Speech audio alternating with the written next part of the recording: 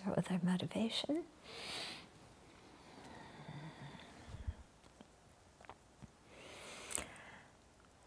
So when they speak about bodhicitta, they talk about it being important in the beginning, in the middle, and in the end. So in the beginning, it's what gets us going on the path. It's what gives us the initial motivation and helps us to enter the bodhisattva path. In the middle, as we're practicing, it keeps us going so that we don't get discouraged, so that we don't give up partway, so that we are able to continue to practice the bodhisattva trainings. And at the end of the path, when we've attained full Buddhahood, bodhicitta is very important to help us turn the Dharma wheel and share whatever we've learned with others and guide them on the path. They also talk about bodhicitta being our best friend. And it really is when you think about it.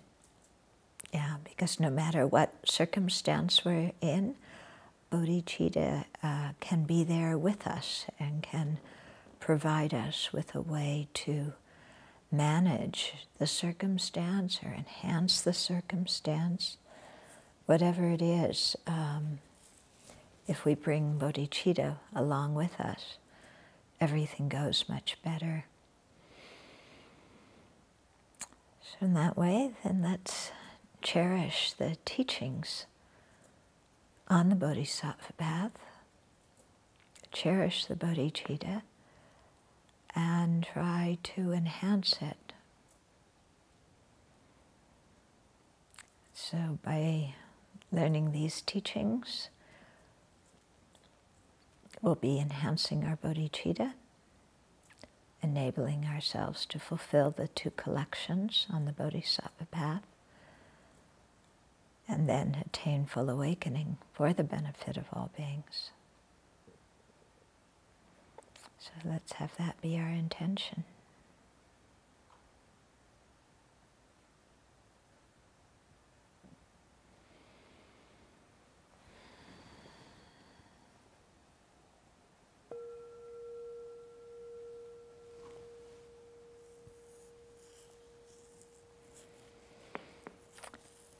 Okay, so just to review a little bit from last week. We were talking about the different reasonings that could be used to meditate on emptiness. So the reasoning of lacking being identical or different, which is the same one that's called one and many, or one and singular and plural, many different ways to look at it.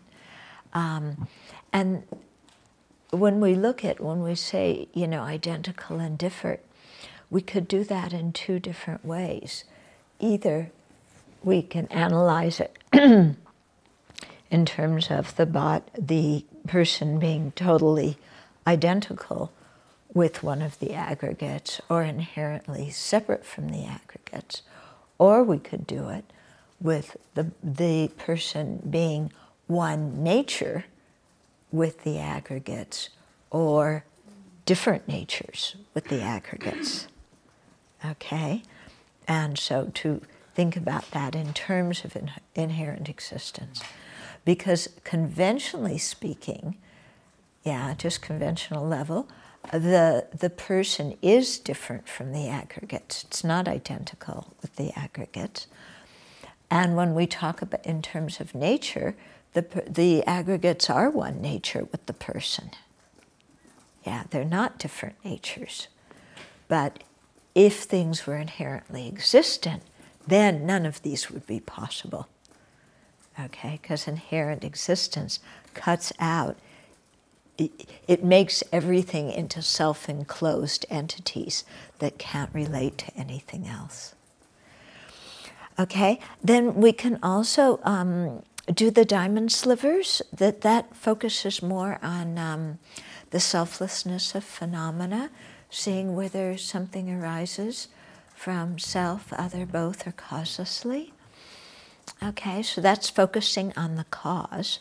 And then there's one that focuses on the effect and seeing, you know, does a cause produce an effect that exists, doesn't exist, both or neither.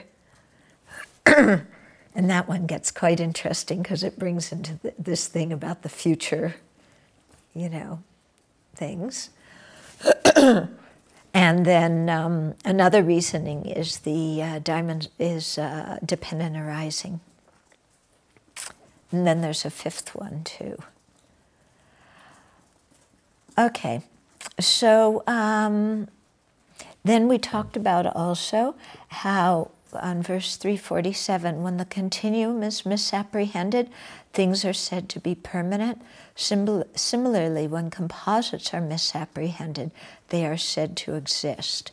And so really, they're showing that this is one of the big problems with the lower schools, is they don't know how, and the non-Buddhists as well, they don't know how to look at either a continuum or a composite of something. Because, you know, a continuum occurs in time, many moments of something, and because, you know, in many continuums, the moments don't differ so much one from the other, seemingly, then they want to impute, you know, a permanent person, an inherently existent phenomena, something like that. And also, when they look at collections or composites of things, instead of being able to say, okay, that's a collection of different things, that's the basis of imputation, the basis of designation for something, because that collection appears to be one thing, then they, you know, and we do too, you know, we look at it as an inherently singular thing, yeah?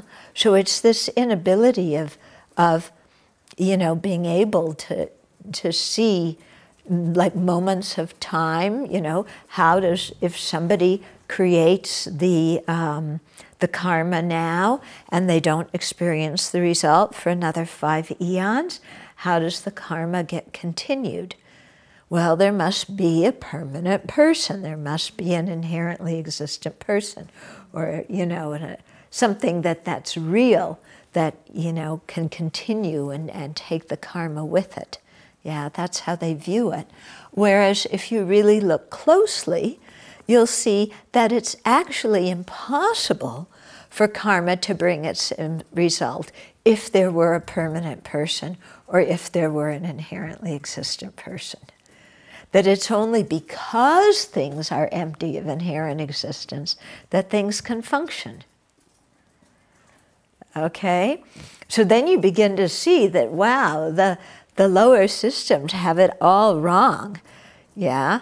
And not only are they saying that there's, you know, well, the non-Buddhists say there's a permanent person, and the Buddhists say there's an inherently existent person.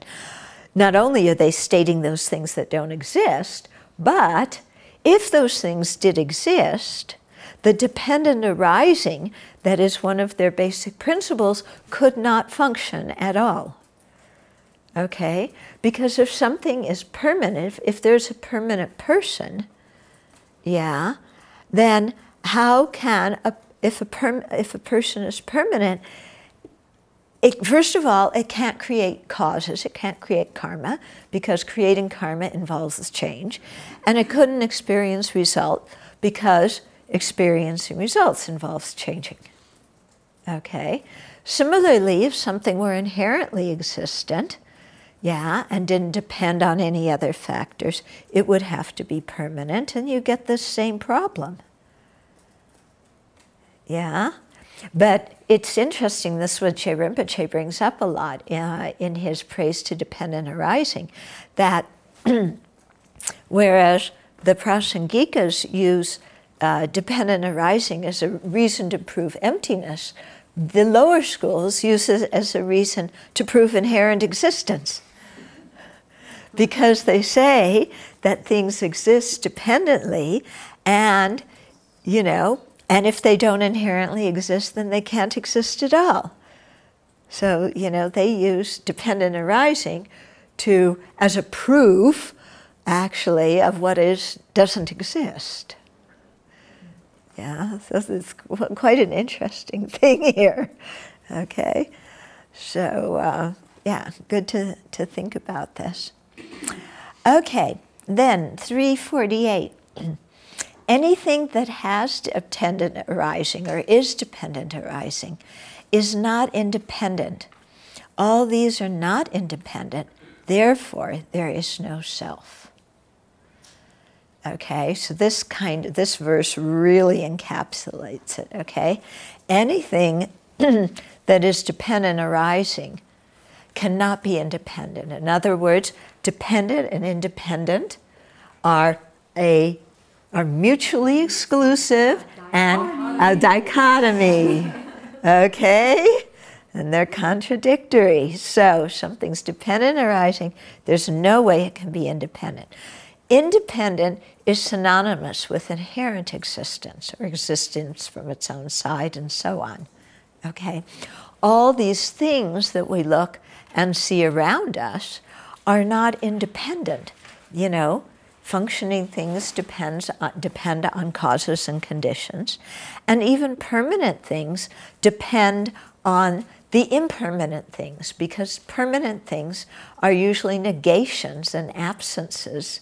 So to have a negation or an absence, you usually have to have a dependent arising thing that, you know, is missing or is an absence there. It's not always the case, but usually.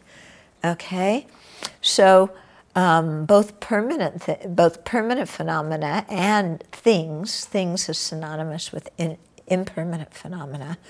You know, none of them are independent, and therefore none of them have a self. Okay, they don't have any essence to them that you can point to and say that's it.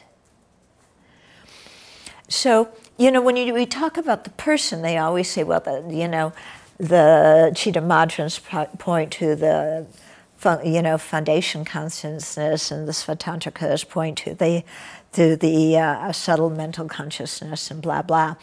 But I've never been able to figure out if a Svatantrika looks at this, what are they going to say is the cup? Yeah, I mean, what are they going to posit if they're going to, if they say it, yeah, or if a Sautantrika looks at it, what are they going to say is the cup? With the person, okay, you can see how they might make up different things that might be the person, but with physical things, what are they going to say? So I've never been able to get an answer about that. Have to meet one of those people. But it came up last night that you're a Vaibhasika, so maybe you can answer and tell us. Yeah. Yeah. Yeah, all you can say is, well, it's that thing sitting there. Yeah, but that isn't so satisfying. Okay, so Joe Blow comes back, and he says, even if our view of inherent existence is wrong, your view is that things don't exist, since you don't accept functional things. You contradict both what is seen and unseen, because Joe Blow's thinking that since we don't accept inherent existence, then we don't accept functioning things. Yeah, because nothing exists. So, yeah, the Prasangika answer is, we don't say things don't exist. We assert dependent arising. So Joe Blow says, do you say things are truly existent? And we say, no, we assert dependent arising. Then Joe Blow says, what does that mean? He's getting smart. So it means that while things are empty of inherent existence, like magical illusions and mirages, they can produce effects. Okay? So when you think about this, you know what we were talking about at the BBC with at lunch, you know, that looking and seeing, are we any of the, you know, are we the body, are we the mind, are we the earth, you know, water, fire, wind, space, consciousness, you know? And then you look and it's like, I can't find a person with any of those. Yeah. I mean, it's just like, there's absolutely nothing there that I can identify as a person. Yeah. And then your mind goes, well, how can things exist then? Yeah. If I can't find something that is the person, how does karma function? If I can't find something who's a person, somebody who's a person, then when we describe agent and object and action, who's the agent of an action if there's no person? Okay? I mean, that's where our mind goes, doesn't it? Yeah? Wait a minute, you can? If there's no person, yeah, we go directly, you know, flip from this side to this. There's no person, so then you can't say, I'm walking, because there's no person who does that. And you can't say, I create actions and I experience the results, because there's absolutely no person, because you couldn't find any person inside those 6 constituents. So there's no person at all. Right? Yeah? I mean, you can see that that's how your mind works. Yeah? And so, you know, while things are empty of inherent existence, in other words, we're not negating all existence, we're just negating inherent existence. Okay? Things can still produce effects because they're like magical creations and mirages.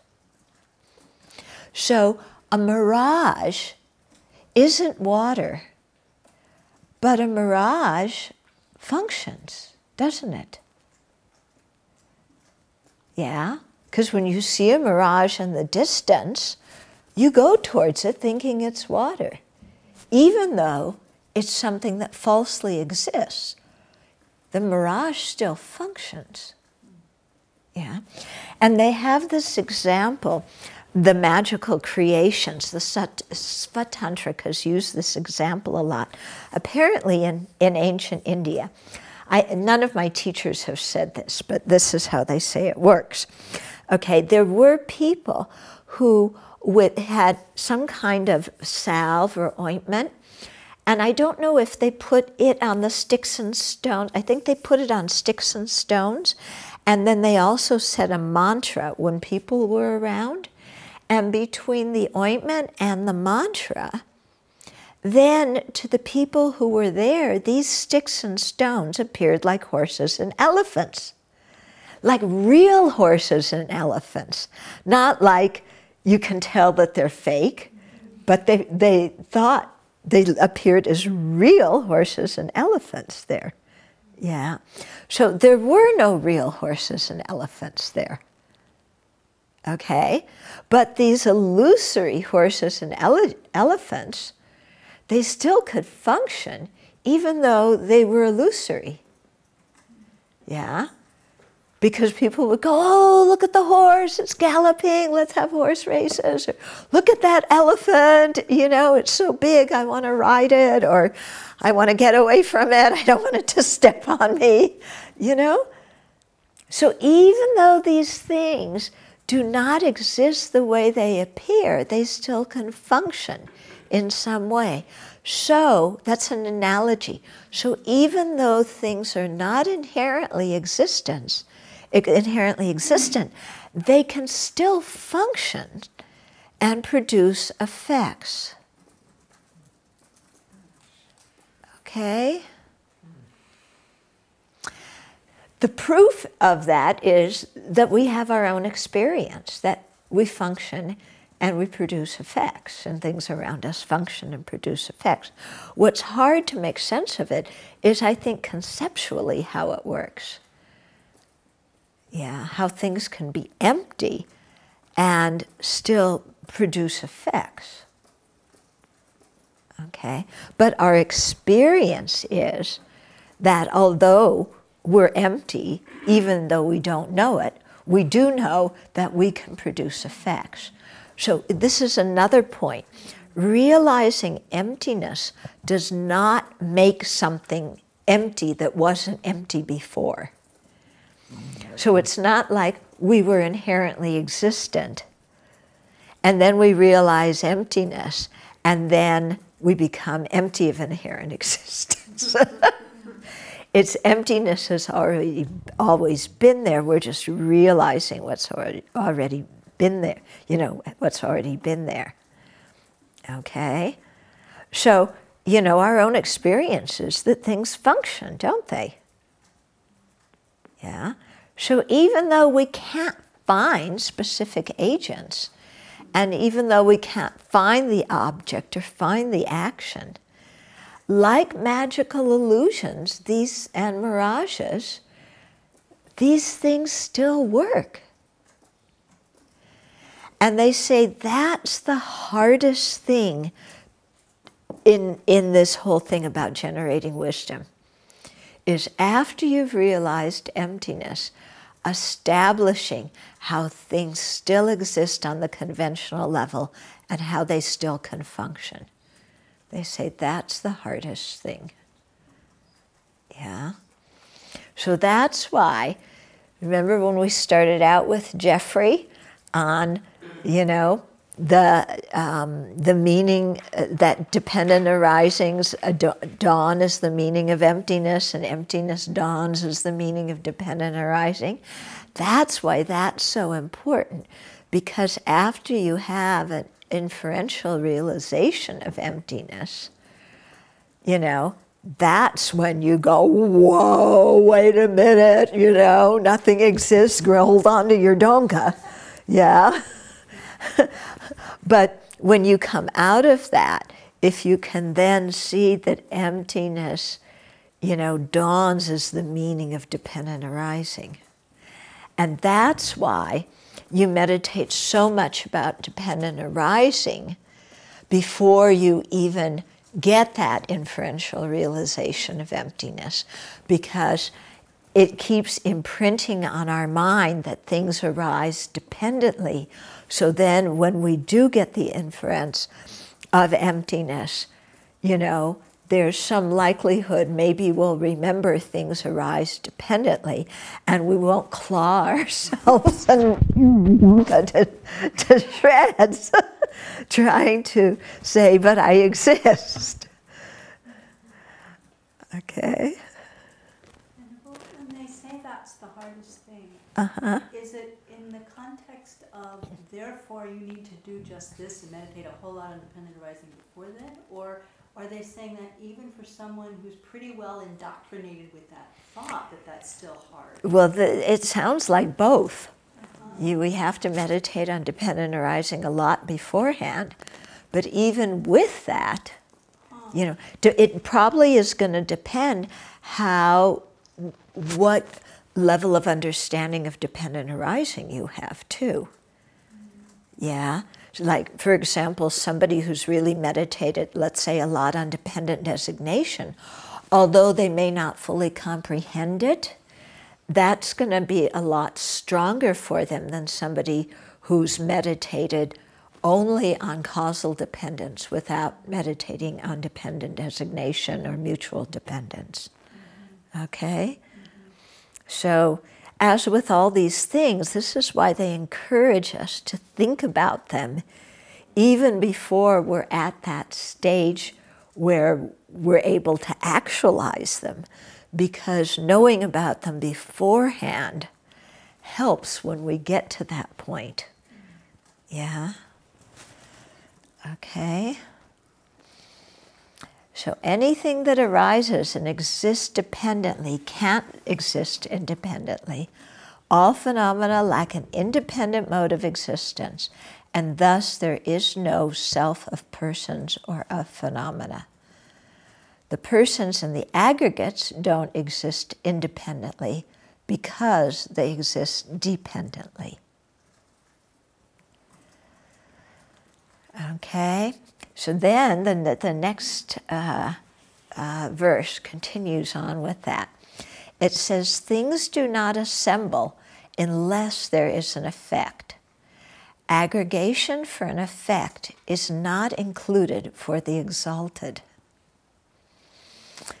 Okay, so again, this is showing the need to understand the absence of true existence, and that inherently existent dependent arising is not seen by the exalted, the Aryas. Okay, so Joe Blow comes and says, we also accept that effects aren't independent. So what's the difference? You guys think you're big deals, but we also say that the effects aren't independent. Okay? Because everybody says that effects depend on causes. I mean, all the Buddhists do anyway, you know, and farmers do as well. You know, there's nothing profound about it. Yeah. Even children understand that. Yeah. Okay. So then the reply to that is, to Joe Blow is, you don't understand that dependent arising also means mutual reliance. So Joe Blow is only thinking, oh yeah, effects depend on causes because of causal dependence. Okay? But we're upping it, saying that that's not the only way that effects depend on causes. Okay? They also depend on causes because they're mutually reliant, mutually dependent. And Joe Blow, yeah, causes depend on effects too. And Joe Blow's going to go, what? Causes don't depend on effects because they happen before effects. Effects depend on causes, not the other way around. And then we say, oh, see, you don't understand mutual reliance. Because in order to establish something as a cause, it has to be done in relation to the potential to produce an effect. It doesn't mean there has to be an effect already there, because then the cause would be gone. But there has to be a potential for the effect. And then in that way, based on that, then the cause depends on that. So the cause depends on the effect, and the effect depends on the cause in terms of being a cause and an effect. Yeah? Okay, so nothing arises by its own entity. Things don't assemble and come together to produce an effect unless there is an effect to produce. Okay, then Joe Blow's going to go, see, yeah, Amavibhasika, future things are substantially existent. They exist right now. And we say, no, that's not what we mean. Yeah, if they existed right now, then they couldn't be produced because they already would have attained their entity. There would be no need for them to be produced. Okay? So what it means is, you know, things don't assemble and come together to produce an effect unless there is an effect to produce, but that effect does not exist now. It exists in general, yeah, in the sense that its primary cause is there, you know, but all the cooperative conditions haven't come together. So it exists in general as a possibility, but it doesn't exist now in this present moment. Because if it existed now, then the cause couldn't produce it, because it already exists. Or if the cause still produced it, it would keep on producing it forever and ever and ever, because the cause wouldn't be destroyed when the result came about. Okay? Since anything that is inherently existent would be permanent, okay, because it's independent of everything, so cause and effect couldn't work. Yeah, since anything that's inherently existent would be permanent, it could not rely on an effect. Okay, so an inherently existent cause couldn't rely on an effect, because if the effect were inherently existent too, it would already exist. Okay, so that doesn't work at all. Yeah. Aggregation for the sake of an effect is not seen. Okay, so, we're establishing that cause and effect depend on each other. Yeah, because you can't say something's a cause unless there's the potential for an effect. But having said that, okay, aggregation for the sake of an effect, things coming together to produce an effect, is not seen by Aryas during meditative equipoise on emptiness. Okay? Because to an Arya, in meditative equipoise on emptiness, they're seeing emptiness directly, okay? There is no appearance of inherently existent things, because they're seeing the opposite of inherent existence. They're seeing emptiness, okay? Also, to an Arya's wisdom of meditative equipoise, there's no appearance of conventionalities either. Okay? Only emptiness appears. Yeah, it's a super mundane mind, and it's a completely pure mind because there's no duality of subject and object. There's no appearance of inherent existence. There's no appearance of conventionalities.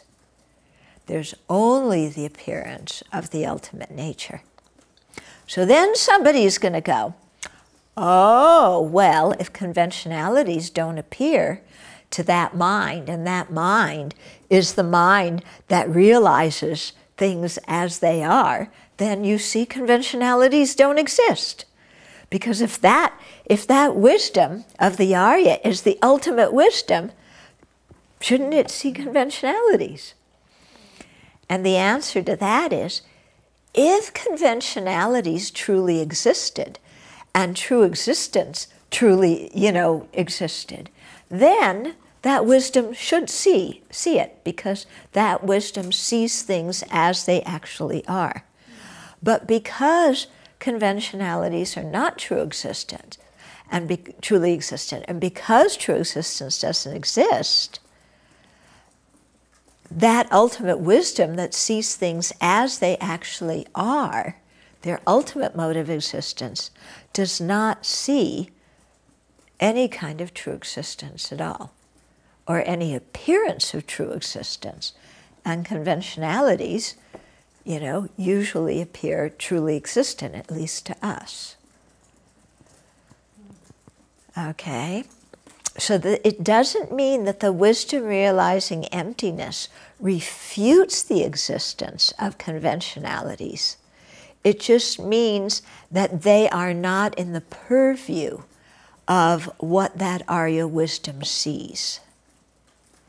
Okay? So the example they use as is a sound is not in the purview of an eye consciousness or of an eye organ. Yeah? So you can have a reliable visual cognizer. Yeah, but it's only a reliable visual cognizer in relationships to colors and visual objects. It's not a reliable cognizer in relationship to sounds, because sounds fall outside of what a visual consciousness can perceive. Okay, so in the same way, that wisdom realizing the ultimate nature cannot realize conventionalities. Conventionalities fall outside the purview of what that wisdom can perceive. Why? Because conventionalities do not exist as they appear. And to that Arya's wisdom, yeah, it perceives things as they really are, which means it perceives only emptiness, and emptiness exists as it appears. Okay? So emptiness is, of all sentient beings' consciousnesses, except that Aryas, the Aryas who are still learners on the path, except their meditative equipoise on emptiness. Every other consciousness of a sentient being is mistaken because true existence appears to it. So that's the only consciousness for sentient beings. And it has to be the Arya's wisdom that directly perceives emptiness, because an inference won't do. An inference still has the appearance of inherent existence to it. But it has to be, and that Arya's mind perceives only emptiness, because emptiness is the only thing that exists as it appears. And that consciousness sees things as they actually exist. Okay? So how does the person exist? How does the telephone exist? They're all empty. Yeah, so it perceives the emptiness of these conventionalities. And that emptiness itself, yeah, is not a mistaken object. It doesn't appear truly existent to that wisdom. Okay? Whereas conventionalities appear truly existent to the consciousnesses that perceive them. Okay? So that this wisdom cannot perceive conventionalities, but that doesn't mean that this wisdom negates the existence of the conventionalities. It can't negate their existence. Just as the fact that I can't see the cats meowing doesn't negate the cats meowing, because their meowing is not an object of my visual consciousness. Okay? So my mind keeps wondering what you would see, but that's probably not the most helpful question. Yeah, all you see is emptiness, which is a non-affirming negative. It is not a positive phenomena. You're not seeing something. You're seeing the absence of what has never existed that you always thought existed. Forgetting that part, Huh? It's easy to forget that part. Yes, it's very easy. Because we always think, oh, that's why absolute truth is not a very good translation for ultimate truth. Because absolute truth, we think of something that's an absolute. Yeah. But emptiness also is a dependent arising. It doesn't exist independently. It's an ultimate truth. Yeah. It exists the way it appears. It's the object of that Arya's exalted wisdom. But it doesn't truly exist. And it's a negation, it's an absence of what has never existed, but we have always run our life as if that existed. Yeah? So it's like somebody's been lying to you your whole life, and then you realize everything that person ever told me is wrong. Yeah? And that was the person you relied on for everything you knew. It's like, everything they ever told me is wrong. You know? So that's kind of like it, all of our sense perceptions, all of our gross conceptual mental consciousness, everything that those consciousnesses perceive are, you know, are mistaken, because all those objects appear truly existent, but they aren't.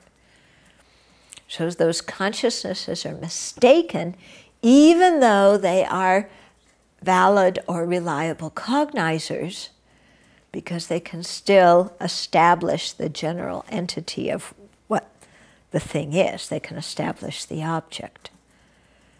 Okay, even though they're mistaken. Yeah. I mean, it's amazing how J. Rinpoche made all this hang together and could explain all this stuff. It's just totally amazing. Yeah. Because when you hear it, you're going, huh? Huh? But everything J. Rinpoche says, it like, yeah, that makes sense. You know, even though you can't completely grok it now, it's like there's an answer for it. Okay, 350, okay, says the awareness that is the seed of existence. Okay, that means the grasping at true existence. That's called the seed of existence, because that's the ignorance that is the first link of the 12 links of dependent arising. Okay. So the awareness that is the seed of existence has objects as its sphere of activity. When selflessness is seen in objects, the seed of existence is destroyed. So this is talking about release from worldly existence is gained through understanding emptiness. So you gain liberation when afflictive ignorance, the afflictive ignorance that grasps true existence, ends. So that self-grasping mind, that, like I just said, that's the first link ignorance. Yeah, there's many different kinds of ignorance. Yeah, but the ignorance that's the root of samsara is this first link in the 12 links of dependent arising. And this, you know, grasping at true existence, grasping at inherent existence, all these kinds of graspings are that kind of ignorance. Okay? There's a fly here. How did you come here, sweetheart? Anyway, you can listen. It's good for you. Okay, so gaining, you gain liberation when afflictive ignorance that grasps true existence ends. This depends on understanding the emptiness of inherent existence. Okay? So the seed of samsara is that grasping at true existence of phenomena. Okay?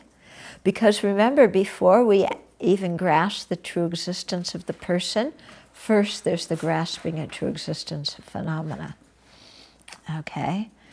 So objects such as form are its sphere of activity. You know, the true grasping mind, the grasping at true existence, perceives objects, form, feeling, you know, discriminations, volitional factors, consciousness. It perceives all those things. Okay? Although it perceives them, they appear mistakenly to it, and it perceives them erroneously, because the grasping at true existence is an erroneous consciousness. Okay, so when selflessness is seen in objects, when we see that there's no inherent existence in objects, then we're seeing that the conceived object or the apprehended object of this self-grasping ignorance doesn't exist at all. So if its conceived object doesn't exist at all, then that mind had, and you see that, then that mind can no longer grasp at that object, and therefore that mind that grasps true existence or inherent existence ceases. Okay? It doesn't cease the first time you realize emptiness, okay? Yeah, it's a whole gradual process that starts. You know, and it only starts when you have the direct realization of emptiness. So remember when we went through paths and grounds? You know, when you have the direct realization of emptiness, at the beginning on the path of seeing, you're just, at that time, just removing the acquired afflictions completely. That it isn't until you get to the path of meditation that you're eliminating the innate afflictions. Okay. Anyway, it's a gradual process, and if you keep meditating on it, you know, that's what you come out with. Okay, so that seed of samsara, the grasping ends because we've seen that what it grasps at doesn't exist at all. And then you obtain liberation by seeing that these objects lack an inherently existent self and cultivating familiarity with it. So that's what I was saying, that you need to meditate on this repeatedly, gradually build it up. So when hearers and solitary realizers become arhats, when they attain the path of no more learning of their vehicle, that's when they've eliminated the self-grasping ignorance. When bodhisattvas attain the 8th bhumi, which is on the path of meditation, then they've eliminated it. And then the summary stanza for this chapter. This was written by Gyaltsab. All who have gained a free and fortunate human body, following the reasoning of Nagarjuna and his heir, Aryadeva, should understand emptiness to mean dependent arising. Who would not make effort to attain this end? Okay, so that's good advice. To understand, he's not saying you should understand emptiness, and he's not saying you should understand dependent arising. He's saying you should understand that emptiness means dependent arising, and that dependent arising means emptiness, that the two come to the same point. Okay? Something very special in that, okay? And so also telling us what we should do, having gained a free and fortunate human body, is this is what we should put our energy into understanding. So even if it doesn't make any sense at the beginning, you know, we've got to start somewhere. We've got to start where we are. We can't start where we want to be. We have to start where we are. So we start where we are, and we just continue learning and thinking about it, you know, and slowly, slowly, slowly, then things start to fall in place. Just even gaining a conceptual understanding of it. And then, you know, we can sit down and start meditating, you know, to gain the inferential realization and then the direct perception. I mean, you still sit down and meditate to try and get what we're trying to get, you know, which is the correct assumption. Yeah? Okay? But considering, remember that we started off with a wrong consciousness, and then we go to doubt, and then we get to a correct assumption. So there's progress, you know, going in the right direction. Okay. This is a stupid question, but is there a guided meditation that has been done that we can listen to how to do that? Well, it's basically thinking about all the instructions here that you've been given. I know. For me, it's yeah. difficult. Yeah, because it involves, like, in the teachings, picking out the important points and then writing them down and then contemplating them. Yeah. So maybe if there's somebody in the group who wants to do that and start making some outlines for, you know, contemplating these different things. Actually, it might work just to even start at the very beginning with the first chapter. Yeah? Yeah? And just kind of try and see as you go through what's the main point of each verse. Yeah? And then contemplate that.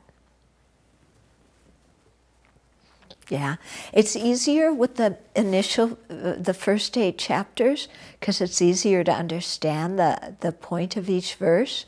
With these latter 8 chapters, it's more difficult. Yeah. Just my mind goes to a place of fear I'm not doing the right thing, so I stay away from it. Ah, okay. So afraid of not doing the right thing. Okay, then the basic thing is stick with the 4-point analysis, okay? And, you know, so try and identify the object of negation, yeah? If the I truly existed, this is the way it would look. And, you know, and then look at how the I appears to you when you're upset, when you're in a bad mood. Yeah? This is the time when you can really get a good look at it. I had a lot of time to look at that during the retreat. Yeah, good. Good. Yeah? Heather says that she has an outline that she can send to Abbey. She's been working on it as we went. Oh, fantastic. Good, Heather. Yes, please send it. Tell her thank you. Yes, very good.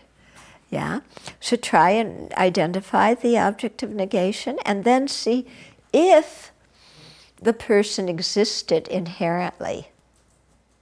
Yeah, it would have to be either inherently one with the aggregates or inherently different than the aggregates.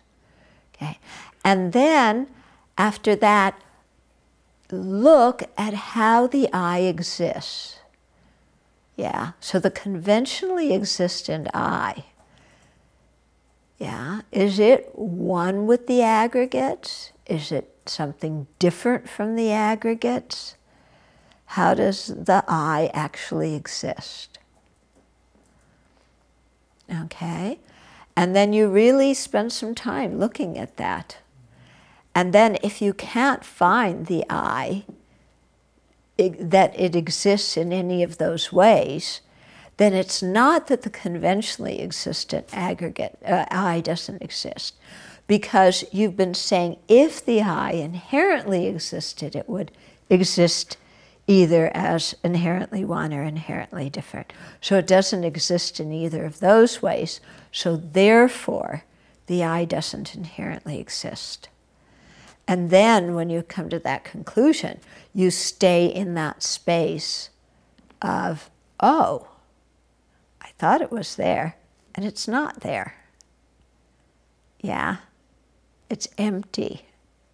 It's empty of inherent existence. Okay? And then, when you waver from that, then you say, oh, but the I still exists dependently. Yeah, it still exists dependently. Because the I does all these different things. The person, you know, people do all sorts of stuff. So is that when you could add in that the I exists dependently and it would be like a mirage? Yeah. Then you could Yeah. bring Yeah. that in. Right, because usually when we say the I exists dependently, then we start grasping it as inherently existent again, because that's what we're so familiar with. So, you know, to say that emptiness means dependent arising, it's a dependently existent person that exists. And that person exists like a mirage in that it appears, but it's not, it doesn't exist the way it appears. Okay, it appears truly existent, it doesn't exist that way. Yeah? Thinking you were teaching earlier, oftentimes you said for us to ask who's walking. Mm-hmm. Walking meditation. Mm-hmm.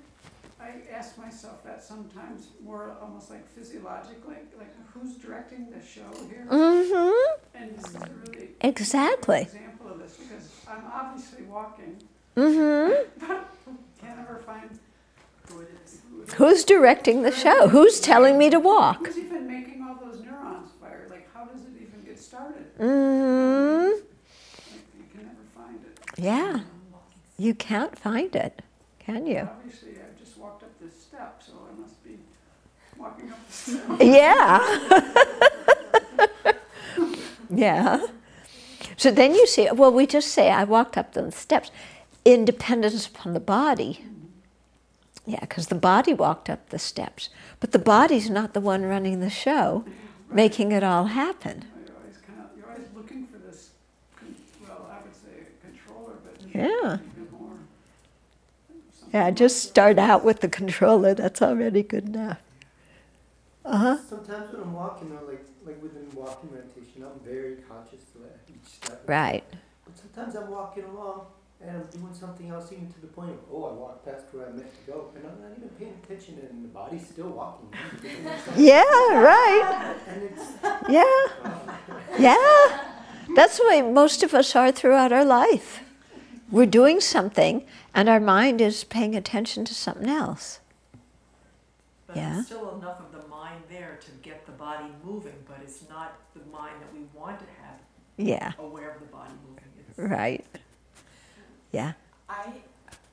Today, like I was thinking, okay, this is not, I want to connect to the wisdom mind, not the I mind. So I imagined a little dot, a brilliant dot, and that was my mind, my wisdom mind. Mm-hmm. And I was just to bring that light. It was like I don't know. So representing that light and expanding in my heart. Mm-hmm. Anyway, that's what I've done. Yeah. Think of the seed, because you're doing deity meditation, think of the seed syllable.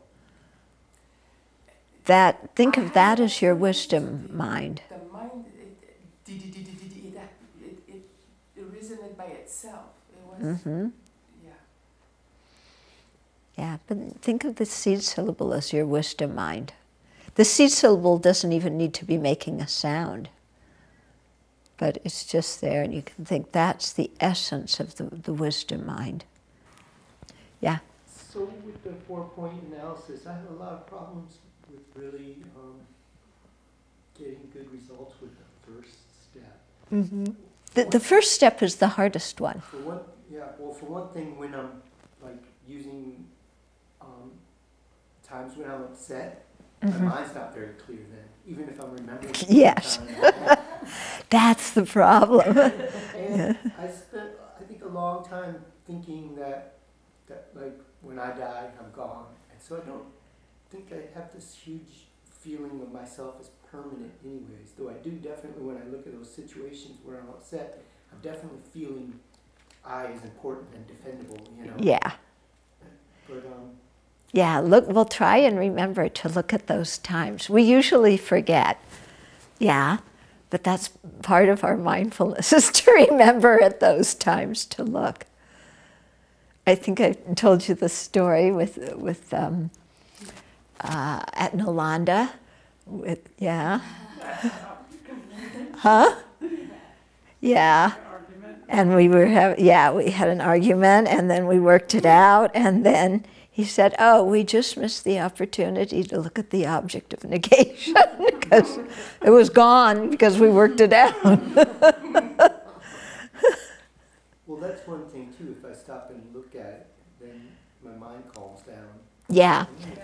That's why they say it's so difficult, because you have to hold that, but with one corner of your mind, just kind of get a sense of how it's appearing. Yeah, and you want to get a sense of how it's appearing, not just by using words, because otherwise you just repeat the words you've heard in the teachings. Oh, it appears solid. Oh, it appears truly existent. Oh, it appears permanent. You know, that you're still not actually seeing how it's appearing. Yeah, so you just have to watch and just get a sense. But it's true, as soon as you start focusing on it, then it disappears. When we get upset, there's the first thing, it's empty. Like, why do I get upset? It's empty. But what's the essence of, where do I go with that? Well, see, you can't just say it's empty. Yeah. Yeah, you have to understand why it's empty. Otherwise, you're just saying, no, don't get upset, it's empty. Like, you might as well be saying, don't get upset, it's chopped liver. It has no meaning. It feels empty. Yeah. Yeah, it has no meaning. So you've got to really understand what emptiness means. And to understand what emptiness means, you have to have a sense of what true existence would look like if it existed. But I was thinking, okay, that person in front of me is a bunch of aggregates. And they acted somehow, and I have a bunch of aggregates, and they acted, and that's so far I went. Well, that's okay. Try and find who that person is. You know, I'm so mad at that person. If it's hard for you to do with yourself, then do it with the other person. I'm so mad at that person. And then go, who am I mad at? Their body, their feeling aggregate, their discriminations, one of their emotions, one of their consciousnesses. Who am I angry at?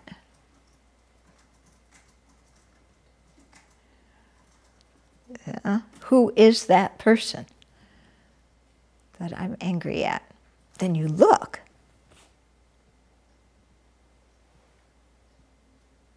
Yeah?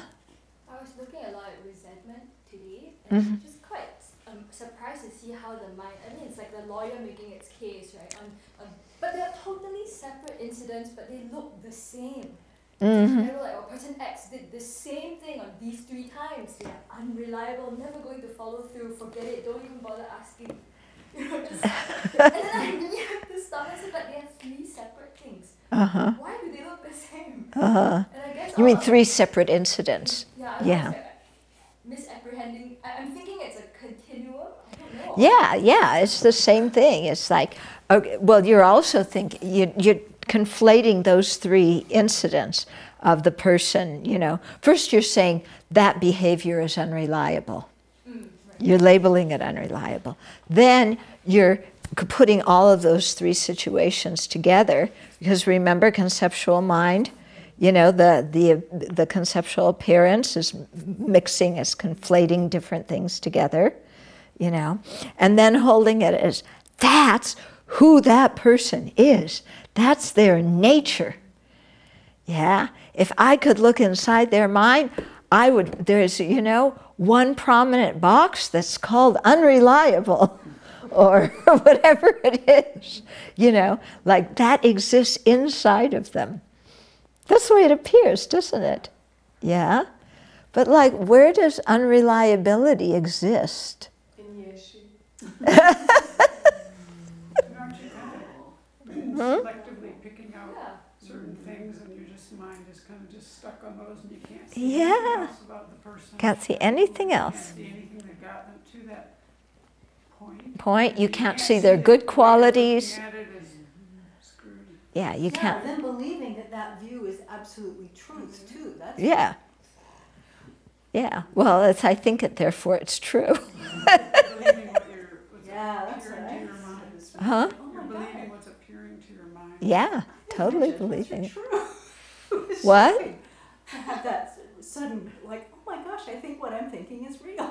Yeah. It's true about these people. Well, definitely. Yeah. Yeah. I love it. Because if I think it, it must be true.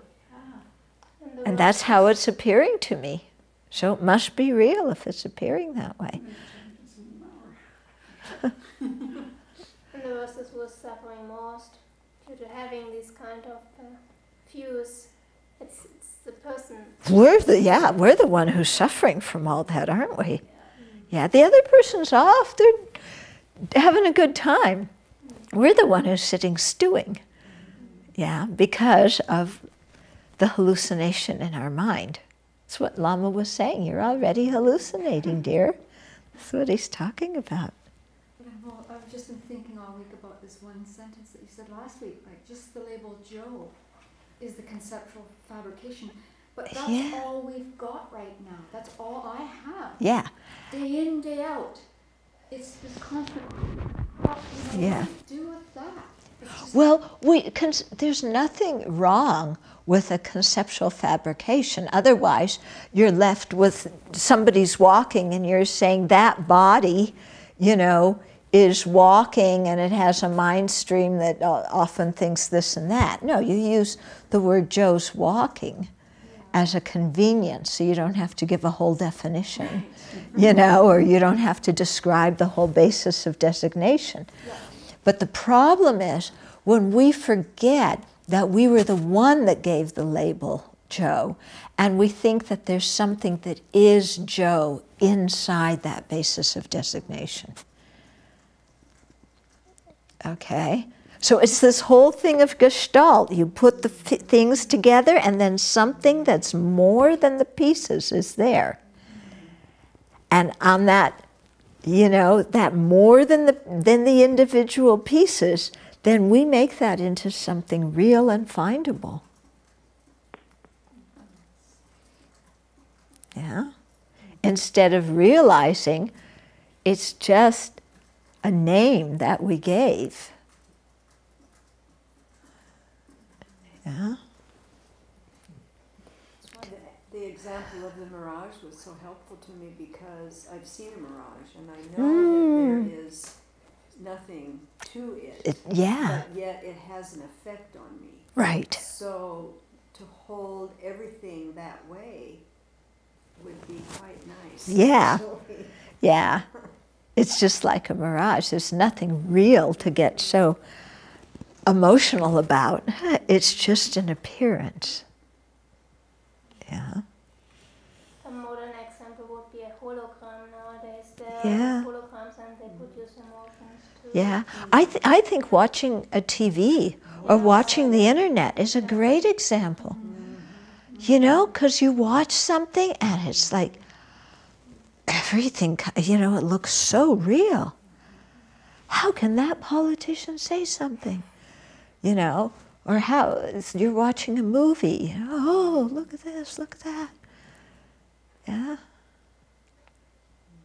Quite amazing.